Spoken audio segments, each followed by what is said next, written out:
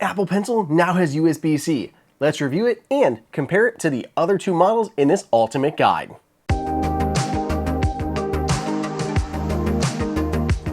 Welcome everybody. Welcome to Apple Insider. It is Andrew here, and Apple's released a new version of the Apple Pencil, but this time adopting a new lower price tag and bringing along board USB-C. But it sits alongside two other versions of the Apple Pencil. So what are the differences between all three models, and which one should you pick? Is the new Apple Pencil worth it at its lower price point? I try to figure it out in this deep dive video. This thing so intrigues me. Let's just get into this.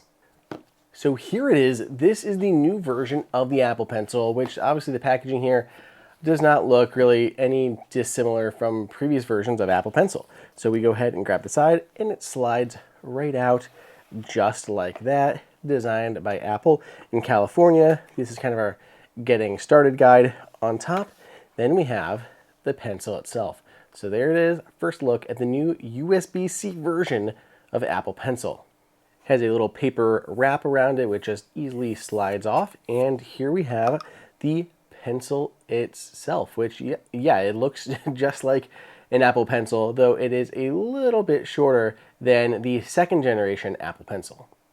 This part here is what makes the new Apple Pencil so unique. It's a hidden USB-C port. Just slide this open, and there we can see the USB Type-C port hidden within. This is used both to pair the Apple Pencil for the first time and to charge it in between uses. You can tell how much work went into designing just this simplest little thing. I mean, this thing is like spring-loaded and magnetized, so first it stays on there. It's not an individual cap that will come off. If it is an individual cap, you end up with my original Apple Pencil here that I've since lost. This is our Lightning version of the original Apple Pencil that plugged into the bottom of the iPad. Obviously, Apple has went away with that design with this new USB-C version. So it's not a removable cap, it just slides open. And beyond that, it's like a really nice little feel. So it's actually like, if you see, you just kind of like tap it and it jumps right there into place. If I pull a little bit, it springs right down. But once you hit like a certain like 25% threshold there, it pops open. So there's like magnets inside that push it open, and it keeps it open there when you're using it. When you're done, the little bit of pressure and it just snaps right into place. It's such a lovely feeling mechanism. They clearly spent a lot of time designing how that looks and feels.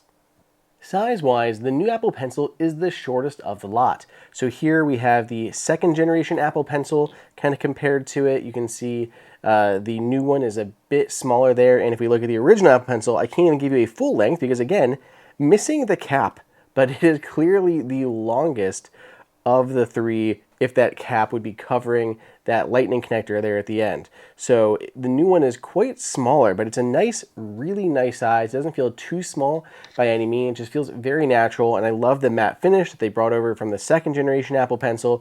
It's just missing a few key features. So let's go ahead and talk about what's here and what's not here. So what iPads does the new USB-C Apple Pencil support?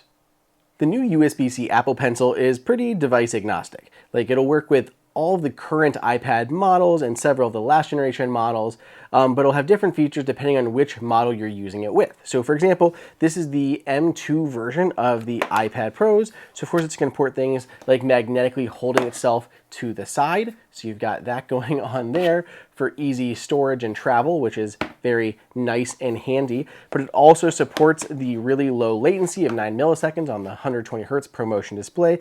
And you have the hover effect as you move over icons. They'll automatically like brighten up or expand, so letting you know like what you're going to touch before you actually press on it. Probably my favorite iPad in the lineup, iPad mini, perfect companion, sticks right there on the side. Wonderful, nice. Use USB-C Apple Pencil with iPad mini. So yeah, it'll work with the entire lineup. Just different features. Some, connects to the side. Some has the hover support. All those things, just depending on the model you've got. With the new Apple Pencil, Apple made some different design choices in terms of features, but I think most of the ones that matter are all here. So starting out, Apple has kept the same tip. This is the same really precise, fine tip that Apple has on the other Apple Pencils. I think that really matters because it's extremely precise when you are using it. Unlike many third-party styluses that are larger or capacitive and just squishy, like they're not the same as using this. Apple bakes all this technology into the pencil and into the iPads just for super precise tracking of where you're writing and tapping on the screen. Additionally, if you have an iPad that supports the 120 Hz refresh rate, you can get really low latency, down to only 9 milliseconds, which is pretty crazy. So latency here is absolutely top-notch, and that holds true for even this new, really cheap version of the Apple Pencil. The new Apple Pencil supports tilt control, which means it knows the difference between up, a little bit down, and completely down. So you can do things like shade if you are sketching, and as you are writing, it makes your signature or your handwriting look more natural and fluid, because as you're moving, your pencil kind of changes its orientation as you go in and out. That'll change the thickness of your lines depending on the writing utensil that you are using in whatever app it is that you are using. Now, the one thing that's not here that pertains to drawing is the pressure sensitivity, and a lot of people are unhappy that Apple has removed this pressure control from the new, cheaper Apple Pencil. The pressure control is what allows you to press harder for a darker line and lighter for a lighter line. And I think this makes sense, but for your average user, you're probably not going to notice it. I think it's biggest for sketching, for artists, for anyone who kind of wants that degree of control in how dark or light their actual pencil marks are. But if you're using this for handwriting, for photo editing, for just navigating, anything like that, you're not going to matter. The tilt control is far more important to handwriting than I think that pressure control is. I think this is a fine feature Apple to remove and keep to the higher end version of the Apple Pencil lineup. Another feature that Apple omitted this time around is the double tap functionality. On the second generation Apple Pencil, you can double tap on the side to switch between your tools. So for example, you're writing, double tap, switch to an eraser, double tap again, go back to writing. It's pretty nice. I like it a lot on my second generation Apple Pencil, but it probably isn't a huge loss on this lower cost version, but it's something to keep in mind. One feature I was glad to see was hover support. Hover support works on both the Apple Pencil 2nd generation and the new USB-C Apple Pencil on supported iPads. Right now, that includes the new M2 iPad Pros. In the future, it's likely to come to other iPads as well. But what this does allows you to move the Apple Pencil over the screen and see like a preview of where you're going to touch. It can do things like highlight an icon before you tap onto it. It's almost like predictive, and it feels really nice, fluid, and smooth. There is support in third-party apps, but I found it to be a little bit limited. Some apps like Affinity Photo, I really like it. It gives you kind of like a little preview of what you're going to tap on. It's great. And I think it, again, is helpful for artists. But yeah, it's available on the USB-C version of Apple Pencil. What's tough is just how confusing the Apple Pencil lineup is at the moment. I mean, there's this weird overlap in terms of price point and features. I mean, if we're looking at price point alone, so the Apple Pencil USB-C is the cheapest at around $80. Then we have $100 for the Lightning version of the Apple Pencil that is very old at this point. And then we have the second generation Apple Pencil, like $129. It's almost twice as much for the second generation Apple Pencil as the new USB-C version. But look at all the different features that are inexplicably linked to one version over another. So if you want the double tap functionality, just the second generation Apple Pencil. If you want the hover effect, it's the second generation and the cheapest USB-C Apple Pencil. If you want pressure sensitivity, it's the two high-end models. Induction charging and just placing it to pair, just the high-end second generation Apple Pencil. There's just weird things that go across the board, and I think what really makes sense is for Apple just to ditch this Lightning version of Apple Pencil and give you two options: the USB-C version with less features and the high-end version that has more features for the higher price point. I think this is a much more sensible Apple Pencil lineup. But why doesn't Apple do this? Well, it's because of what I talked about before and which iPads are supported.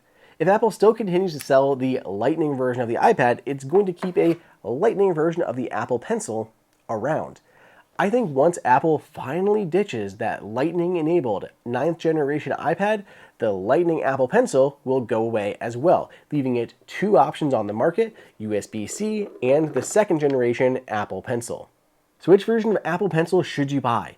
Well, unless you specifically have a Lightning-enabled iPad like the 9th generation, don't buy the original Apple Pencil in 2023-2024. Don't do it. This Don't buy it. It's awkward to charge. You need an adapter for USB-C. Don't do it. It should be between the second generation Apple Pencil and the new USB-C Apple Pencil.